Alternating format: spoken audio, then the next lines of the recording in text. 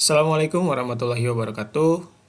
Kembali selamat datang di MLOC pengenalan High Performance Computing. Pada kesempatan kali ini kita akan belajar terkait dengan arsitektur HPC, di mana pada topik ini kita akan mengenal lebih jauh terkait dengan komponen-komponen yang ada dalam sistem HPC, kemudian apa itu komputer cluster, dan juga bagaimana si HPC ini bekerja. Secara umum, arsitektur dari HPC terdiri dari tiga komponen utama, yakni nodes, storage, dan juga network. Nodes merupakan komponen HPC, yakni tempat berlangsungnya berbagai macam proses. Nodes ini bisa kita sederhanakan sebagai server ataupun workstation. Kemudian ada networks, merupakan komponen utama untuk komunikasi antar node. Nah, di dalam HPC sendiri, kita ketahui bahwa sebagaimana dijelaskan pada topik sebelumnya, network ini berperan sebagai jembatan antar node, yang mana jembatan inilah yang nantinya akan menggabungkan setiap node untuk menjadi satu kekuatan yang sama, ataupun satu kekuatan untuk menyelesaikan satu pekerjaan. Lalu ada storage, merupakan komponen utama untuk berbagi data antar node. Nah, node ini membutuhkan satu penyimpanan yang bisa diakses oleh semua node. Artinya nantinya bisa jadi antar node ini melakukan pertukaran data di directory tersebut. Maka diperlukan adanya si storage ini. Lalu apa itu komputer cluster?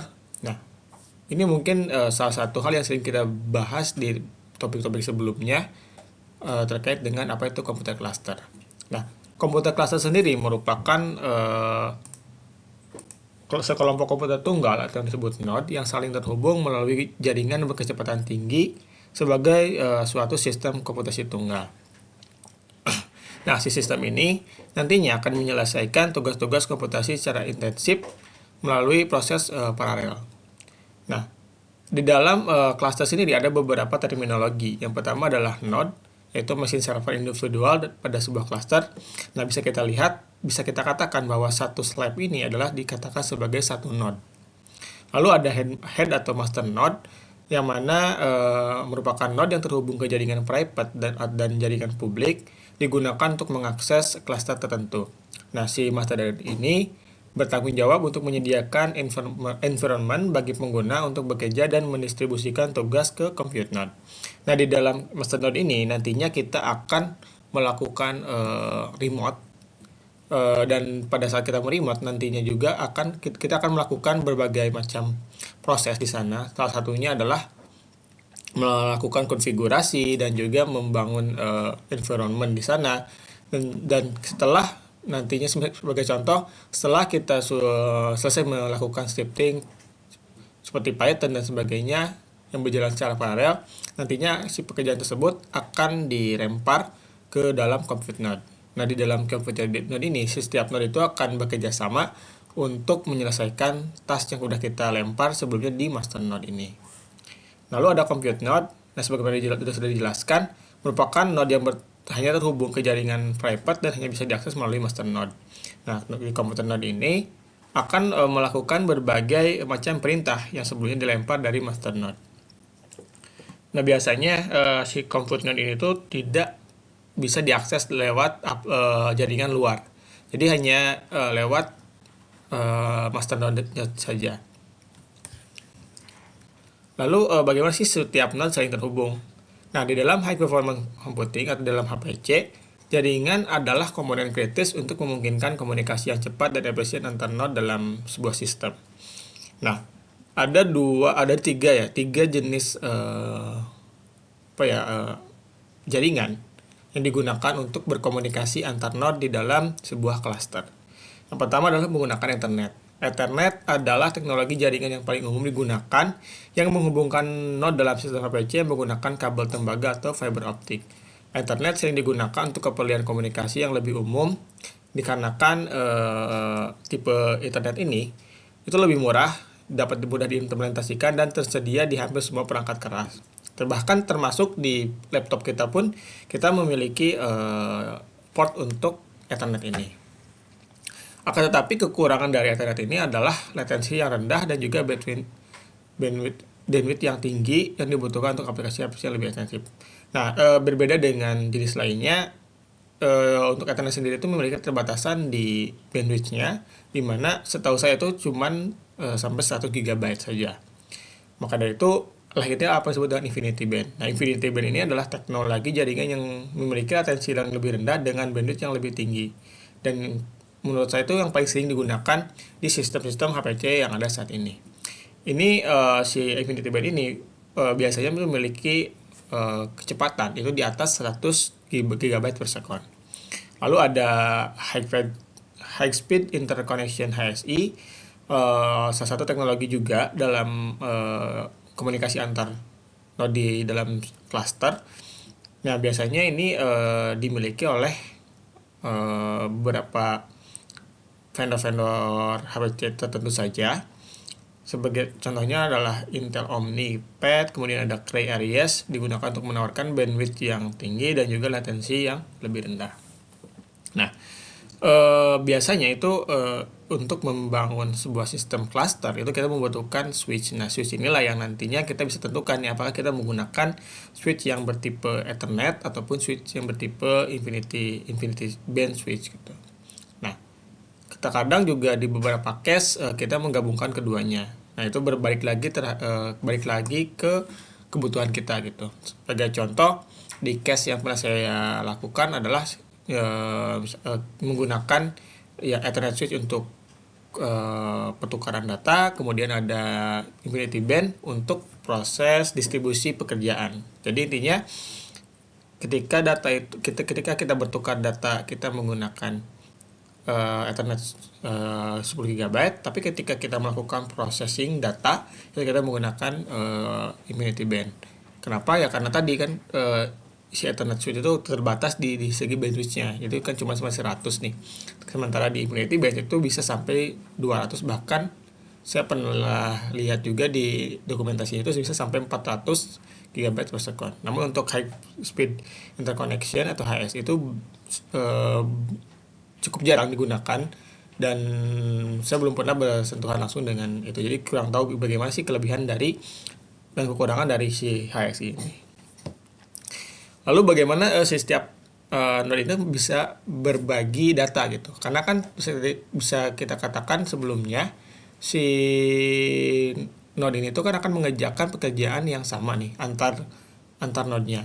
Nah, bagaimana case-nya ketika si node yang satu itu membutuhkan akses terhadap file yang ada di node yang lain ataupun ada yang ada di directory tertentu. Apabila si filenya itu tersimpan di node tertentu, itu tentunya akan berdampak pada kesulitan yang lain untuk mengaksesnya. Maka kita membutuhkan satu tipe penyimpanan yang bisa diakses oleh semuanya. Maka jawabannya adalah kita menggunakan yang disebut dengan Network File System atau NFS.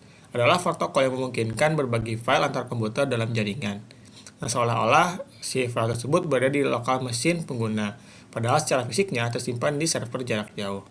Kemudian selain menggunakan NFS, ada juga menggunakan sistem lain seperti Lustre, GFFS, IBM Spectrum Scale, BGFS, dan juga ChapFS. Namun si contoh-contoh ini saya pribadi belum pernah melihat ataupun bersentuhan langsung dengan sistem tersebut, jadi kurang tahu bagaimana sih dalaman dari si sistem ini. Nah, bagaimana sih cara kerja dari si NFS ini? Pada mulanya sebuah mesin server mengekspor direktori tertentu agar bisa diakses melalui jaringan. Nah, maka mesin lain atau klien dapat memount direktori tersebut ke sistem lokal mereka. Setelah di-mount, klien bisa membaca atau menulis file seperti disk lokal, tetapi sebenarnya akses dilakukan melalui jaringan server. Nah, berbeda mungkin apabila dengan penyimpanan yang bisa umum kita gunakan seperti SSD, hard disk, kemudian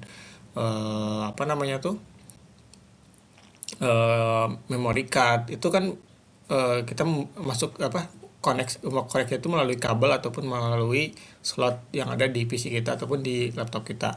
Tapi di dalam sebuah sistem komputer cluster itu menggunakan jaringan. Jadi kayak kita tuh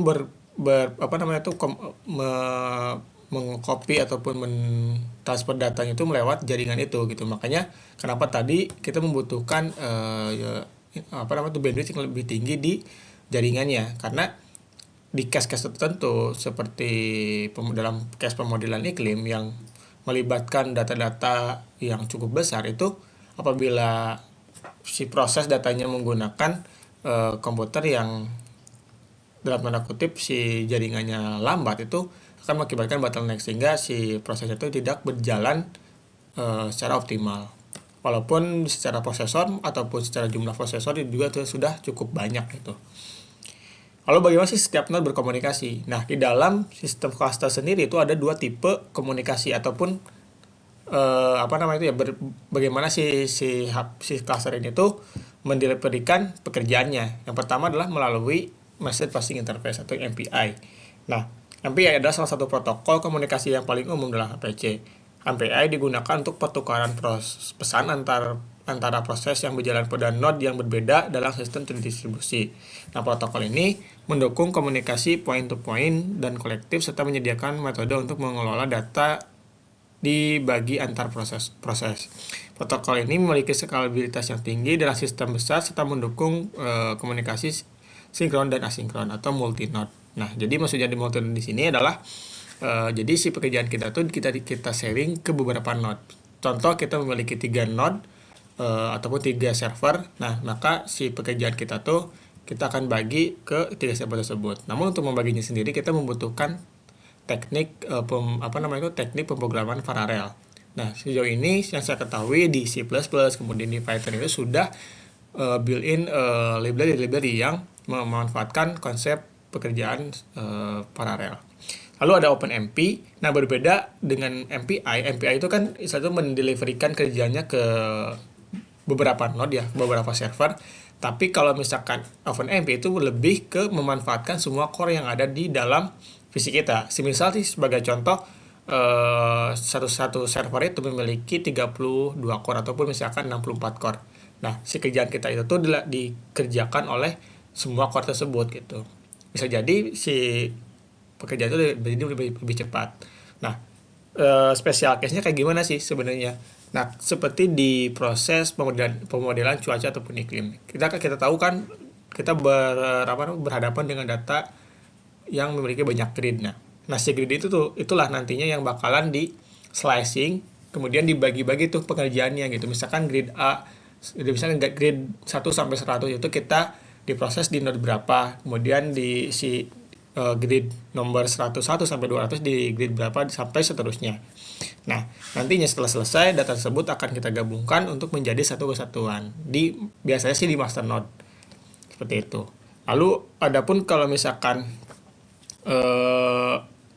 MPI ya sama juga sebenarnya konsep kerjanya itu seperti di multiprosesor. Kalau di multi core itu kan tadi dijalankan oleh semua core yang ada di dalam satu server, sementara apabila di MPI di multi node itu dijalankan di semua prosesor yang ada di kadang kali juga tidak menggunakan semua prosesornya. Misalkan sebagai contoh nih di case ini kita menggunakan 3 nodes dengan entas per node itu adalah 10. Jadi kita menggunakan 10 core yang ada di dalam setiap node-nya gitu. Jadi mungkin kali-kali apabila kita ditotalkan kita menggunakan 30 core. Seperti itu. Nah, sementara yang ini yang OpenMP kita menggunakan 10 di satu node ini. Jadi kita menggunakan 10 core yang ada di dalam node ini. Nah, itulah dua metode bagaimana sih pekerjaan yang ada di master node itu kita deliverykan ke dalam compute node. Lalu apa sih sebenarnya itu kelebihan dari komputer cluster? Kenapa kita membutuhkan komputer cluster? Kenapa kita gak membangun satu sistem aja gitu?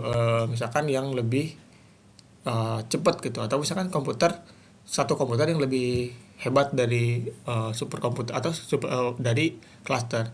Jawabannya adalah karena tadi kan pertama kita akan berhadapan dengan kendala dari fisik prosesor, dimana ya semakin kecil transistor, semakin cepat prosesor akan semakin panas. Tentunya itu gak efektif gitu kan apabila kita hanya memanfaatkan kinerja dari prosesornya saja. Lalu yang kedua adalah skalabilitas. Nah, ketika kebutuhan komputasi semakin meningkat, kapasitas komputasi yang kita miliki di dalam sebuah cluster atau dalam sebuah hardware itu dapat di extend dengan mudah karena kita cuma cukup untuk menambahkan node baru saja gitu. Misal nih sebelumnya kita punya 10 node yang bisa menjalankan misalkan si WRF gitu. Tapi ketika resolusinya ditingkatkan, WRF-nya ternyata nggak cukup nih. Berarti kan kita harus menambah jumlah core-nya nih. Nah, berarti kita nggak perlu membangun ulang sistemnya, tapi kayak kita cukup untuk menambahkan saja gitu. Misalkan yang tadinya dari 10 node, kita extend jadi misalkan dari 20 node. Nah, selama si port switch-nya tuh masih cukup untuk mengcover semua node yang akan kita tambahkan, itu cukup possible untuk kita mengextend sistem HPC yang kita miliki saat ini gitu. Lalu adalah ketersediaan. Nah, uniknya adalah ketika kita bekerja di dalam sebuah cluster, sebagai contoh, misalkan kita mempunyai suatu website yang bisa diakses misalkan jutaan orang gitu. Nah, ketika si sistem si web itu tuh berjalan di atas komputer yang sudah tercluster. Nah, dengan mudahnya adalah ketika beban kerja sudah terlalu berat, itu kita bisa sharing si pekerjaan itu ke node-node lain gitu. Yang artinya si beban pekerjaan itu tidak akan terpusat di satu node aja. Selain itu juga pada special case lain adalah ketika misalkan ada satu node yang mati gitu kan ataupun rusak gitu. Nah, secara langsung si node-node yang lainnya itu akan membackup si node tersebut gitu. Jadi bisa lebih redundant terhadap kerusakan yang ada di di sektor hardware-nya. Lalu terakhir, apa sih sebenarnya yang membedakan antara superkomputer, cloud computing, dan juga komputer kuantum? Nah, superkomputer sendiri adalah jenis sistem HPC yang sangat kuat dan digunakan untuk pemrosesan data yang sangat besar dan kompleks. Nah, biasanya superkomputer ini terdiri dari ribuan hingga jutaan prosesor yang terhubung dalam satu sistem untuk menyelesaikan tugas komputensi yang cukup intensif. Kinerja superkomputer diukur pada satuan floating point operation per second. Dengan beberapa superkomputer tercanggih mencapai exaflop, yaitu 10^18 operasi per detik. Nah, jadi bisa dikatakan superkomputer itu sebenarnya tuh HPC itu sendiri gitu. Atau kadang juga si HPC itu juga terdiri dari berbagai superkomputer gitu yang disatukan gitu. Lalu ada cloud computing. Nah, cloud computing ini adalah jenis superkomputer juga ataupun jenis HPC juga yang mana untuk aksesnya sendiri itu kita tuh tidak membutuhkan fisiknya. Tapi sebenarnya fisiknya ada, tapi kita kayak berlangganan lagi ke pihak tertentu. Sebagai contoh kayak Amazon Web Service, kemudian Google, itu kan kita bisa berlangganan tuh, kayak kita menyewa si servernya si Google dan si Amazon itu. Lalu ada komputer kuantum. Nah, ini salah satu komputer yang lagi dikembangkan saat ini, di mana perbedaan komputer kuantum dengan komputer tradisional adalah jika di dalam komputer tradisional kita menggunakan bit untuk menyimpan data yang bernilai 0 atau 1, di dalam komputer kuantum itu menggunakan qubit yang dapat berada pada keadaan superposisi yang mana kondisi ini memungkinkan komputasi jauh lebih cepat untuk masalah-masalah tertentu seperti pemrograman optimasi, simulasi molekuler, dan kriptografi. Namun untuk saat ini si sistem kuantum ini tuh sebenarnya belum dikembangkan ya, karena sulit dan mungkin dalam kurun 10 atau 20 tahun mendatang baru bisa kita gunakan atau kita manfaatkan si superkomputer ini gitu. Nah, lalu saya flashback lagi apa sih sebenarnya itu perbedaan tadi kan kita selalu bahas cluster, kemudian ada superkomputer, kemudian ada node gitu. Nah, sebenarnya itu tuh dalam satu kesatuan sih sebenarnya gitu. Yang pertama ada node dulu kan. Node itu adalah kita katakan servernya lah, node itu. Satu server itu kita katakan sebagai satu node. Lalu ketika si server tadi kita gabungkan, itu menjadi cluster. Nah, cluster itu ketika kita extend terus akan menjadi superkomputer. Nah, superkomputer terus dibangun, ditambahkan sistem penyimpanan, ditambahkan sistem operasi dan sebagainya. Itu nanti kita akan menjadi superkomputer. Jadi kayak itu lebih ke arah penyebutan istilah saja sih dari HPC, cluster, dan juga superkomputer. Nah, mungkin sekian ya untuk materi kali ini terkait dengan arsitektur HPC. Semoga informasi yang saya sampaikan dapat bermanfaat. Sekian, semoga bermanfaat. Wassalamualaikum warahmatullahi wabarakatuh.